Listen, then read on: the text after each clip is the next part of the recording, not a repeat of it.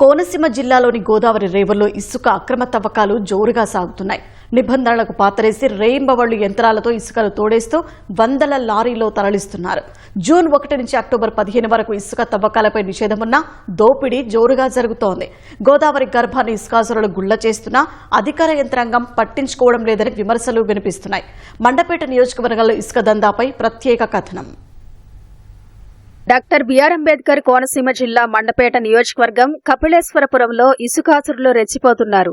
జొన్నాడ యానం రహదారి వెంబడి తాతపూడి, కపిలేశ్వరపురం, శ్రీరాంపురం సమీపంలోని గోదావరి రేవుల్లో నిబంధనలకు విరుద్ధంగా ఇసుక తోడేస్తున్నారు. పదుల సంఖ్యలో ఎస్కలేటర్లతో నదీ గర్భాన్ని కొల్లగొడుతూ వందల లారీల్లో తరలించేస్తున్నారు. పర్యావరణ అనుమతుల క్లియరెన్స్ నిబంధనల మేరకు జూన్ 1 నుంచి అక్టోబర్ 15 వరకు నదిలో ఇసుక తవ్వకాలు చేయకూడదు. రాష్ట్ర వ్యాప్తంగా రేవులన్నిటినీ మూసేసిన గనుల శాఖ ముందస్తుగా ప్రతి నియోజకవర్గంలోనూ ఇసుక నిల్వ కేంద్రాలు ఏర్పాటు చేసింది. ఏ అవసరానికైనా నిల్వ కేంద్రం నుంచే ఇసుక తీసుకెళ్లాలి తప్ప నదిలో తవ్వకాలు చేయకూడదు. కానీ కపిలేశ్వరపురం పరిధిలోని రేవుల్లో మాత్రం ఇందుకు పూర్తి భిన్నంగా జరుగుతోంది.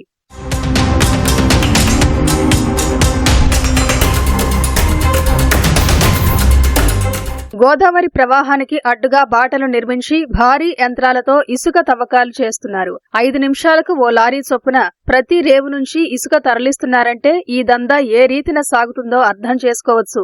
నది ఒడ్డున, రీచ్ల వద్ద ప్రైవేటు వ్యక్తుల్ని నియమించి మరీ లారీల రాకపోకలు, లావాదేవీల వివరాలు నమోదు చేసుకుంటున్నారు. ఒక్కో లారీలో 35 నుంచి 45 టన్నుల వరకు తరలిస్తూ కోట్లలో దండుకుంటున్నారు. కపిలేశ్వరపురం వద్ద కొత్తగా మరో ప్రాంతంలో గోదావరి ప్రవాహానికి అడ్డుగా ఎస్కలేటర్తో బాట నిర్మించడం కనిపించింది. ఇక్కడ నిబంధనలు అమలవ్వకపోవడం వెనుక నియోజకవర్గ ముఖ్య నాయకుల ఒత్తిడి ఉందన్న ఆరోపణలు వినిపిస్తున్నాయి.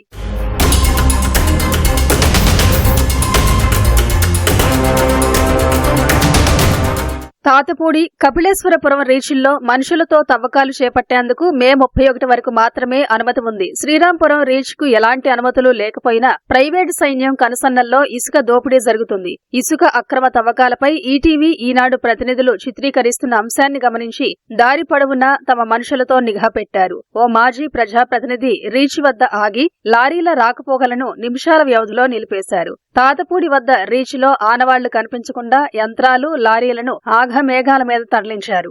జిల్లాలో నిత్యం బహిరంగంగా ఇసుక తవ్వకాలు సాగుతున్న ఉన్నతాధికారులు ఎందుకు అడ్డుకోలేకపోతున్నారన్నది ప్రశ్నార్థకంగా మారింది. డాక్టర్ బిఆర్ అంబేద్కర్ కోనసీమ జిల్లా మండపేట నియోజకవర్గంలో ఇసుక త్రవ్వకాలు యథేచ్ఛగా సాగిపోతున్నాయి.